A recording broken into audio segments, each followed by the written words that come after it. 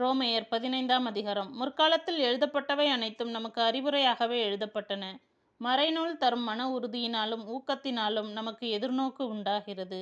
கிறிஸ்து இயேசுவின் முன்மாதிரிக்கேற்ப நீங்கள் ஒரே மனத்தினராய் இருக்குமாறு மன உறுதியையும் ஊக்கத்தையும் தரும் கடவுள் உங்களுக்கு அருள் புரிவாராக. இவ்வாறு நீங்கள் அனைவரும் ஒருமனப்பட்டு நம் ஆண்டவர் இயேசு கிறிஸ்துவின் கடவுளும் தந்தையுமானவரை ஒரு வாய்ப்பட போற்றி புகழ்வீர்கள்.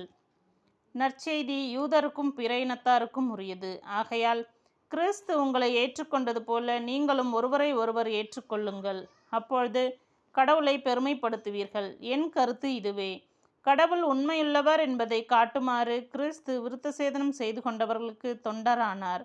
மூதாதையருக்கு தரப்பட்ட வாக்குறுதிகளை உறுதிப்படுத்தவும் பிற இனத்தார் கடவுளுடைய இரக்கத்தை பார்த்து அவரை போற்றி புகழவும் இவ்வாறு தொண்டரானார். ஆகவே பிற இனத்தாரிடையே உம்மை போற்றுவேன், உமது பெயருக்கு புகழ் மாலை சாற்றுவேன் என இதை குறித்து மறைநூலில் எழுதியுள்ளது. மேலும் வேற்றினங்களே ஆண்டவரின் மக்களோடு மகிழுங்கள் என்றும், பிற இனத்தாரே நீங்கள் அனைவரும் ஆண்டவரை போற்றுங்கள், மக்களினத்தாரே நீங்கள் அனைவரும் அவரை புகழுங்கள் என்றும் எழுதியுள்ளது அல்லவா?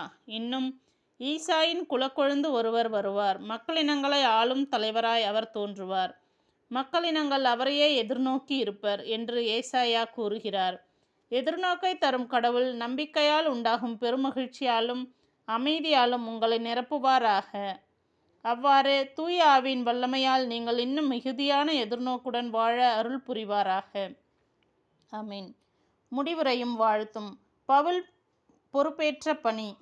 என் சகோதர சகோதரிகளே, நீங்கள் நன்னயம் நிறைந்தவர்களாயும் எல்லா அறிவும் நிரம்ப பெற்றவர்களாயும் ஒருவர் மற்றவரை அறிவுறுத்த கூடியவர்களாகவும் இருங்கள் என நான் உறுதியாக நம்புகிறேன். ஆயினும் உங்களுக்கு நினைவூட்டும் வகையில் சிலவற்றை இக்கடிதத்தில் மிக துணிவோடு எழுதியுள்ளேன். நான் கடவுளின் அருளை பெற்றவன் என்பதால் தான் அவ்வாறு எழுதினேன். அந்த அருள்தான் என்னை பிற இனத்தாருக்கு பணி செய்ய கிறிஸ்து இயேசுவின் ஊழியனாக்கிற்று. பிற இனத்தார் தூய ஆவியால் அர்ப்பணிக்கப்பட்ட கடவுளுக்கு உகந்த காணிக்கையாக்கும்படி அவர்களுக்கு கடவுளின் நற்செய்தியை அறிவிப்பதே என் குருத்துவ பணி.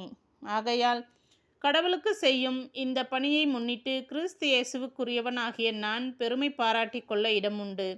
பிற இனத்தார் தமக்கு கீழ்ப்படியும் பொருட்டு கிறிஸ்து என் வழியாய் சொல்லாலும் செயலாலும் அரும் அடையாளங்கள் அருஞ்செயல்களின் வல்லமையாலும் கடவுளின் ஆவியின் வல்லமையாலும் செய்து முடித்தவற்றை தவிர வேறெதை பற்றியும் பேச நான் துணிய மாட்டேன். இவ்வாறு எருசலேம் தொடங்கி இல்லிரக்க மாநிலம் வரை எங்கும் சுற்றி கிறிஸ்துவின் நற்செய்தியை அறிவிக்கும் பணியை முடித்துவிட்டேன்.